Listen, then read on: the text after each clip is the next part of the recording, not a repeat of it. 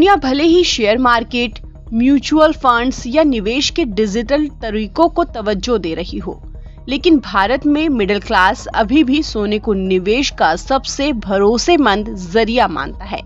सोना ना सिर्फ गहनों के तौर पर काम आता है, बल्कि वक्त जरूरत पर तुरंत कैश में भी बदला जा सकता है। यही वजह है कि त्योहारों और शादी ब्याह के सीजन में इसकी डिमांड बहुत बढ़ जाती है। लेकिन जब भी कोई उपभोक्ता सोना या चांदी खरीदता है तो उसके दाम सिर्फ बाजार भाव से तय नहीं होते, बल्कि उस पर लगने वाले टैक्स का भी सीधा असर पड़ता है। हाल ही में जीएसटी काउंसिल की बैठक में जीएसटी स्ट्रक्चर को लेकर बड़ा फैसला किया गया है। इस नए स्ट्रक्चर में ज्यादातर सामान 22 सितंबर 2025 से सस्ती होने वाली हैं। इसका सीधा असर सोने की कीमतों पर दिख रहा है।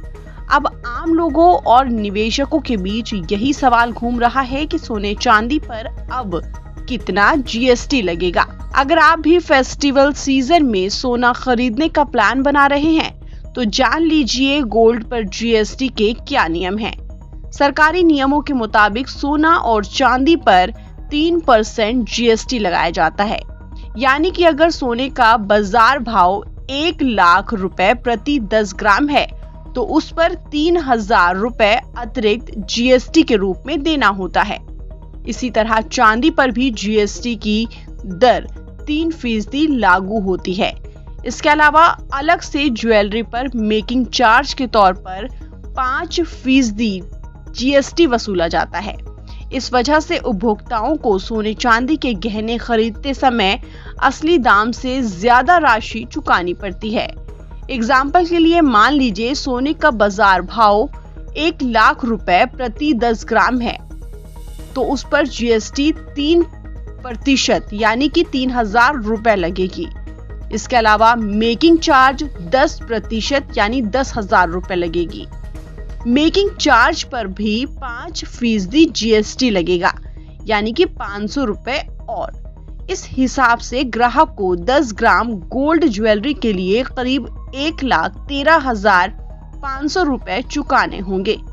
अब आपको बता दें कि जीएसटी के 2 स्लैब स्ट्रक्चर्स का असर गोल्ड पर लगने वाले जीएसटी पर नहीं पड़ेगा। गोल्ड पर अब भी वही पुराने नियम लागू होंगे, मतलब आपसे ज्वेलरी की खरीद पर भी जीएसटी ली जाएगी और उसके मेकिंग चार्ज पर भी जीएसटी वसूली जाएगी। सर्राफा कारोबारी लंबे वक्त से मांग कर रहे हैं कि मेकिंग चार्ज को जीएसटी से बाहर रखा जाए या उस पर लगने वाली दर को 3 से 1 किया जाए, लेकिन ऐसा कुछ भी नहीं हुआ। गोल्ड पर जीएसटी की पुरानी दरों को ही लागू रखा गया है। ऐसे में अगर आप आज गोल्ड खरीदें या फिर 22 सितंबर के बाद, जीएसटी के मामले में आपको कोई राहत नहीं मिलने वाली है। सरकारी आंकड़ों के मुताबिक भारत हर साल करीब 800 से 900 टन सोना आयात करता है। इस पर लगने वाला कस्टम ड्यूटी और जीएसटी मिलाकर उपभोक्ताओं को काफी महंगा सोना खरीदना पड़ता है, लेकिन सरकार के लिए ये एक अहम राजस्व स्रोत है।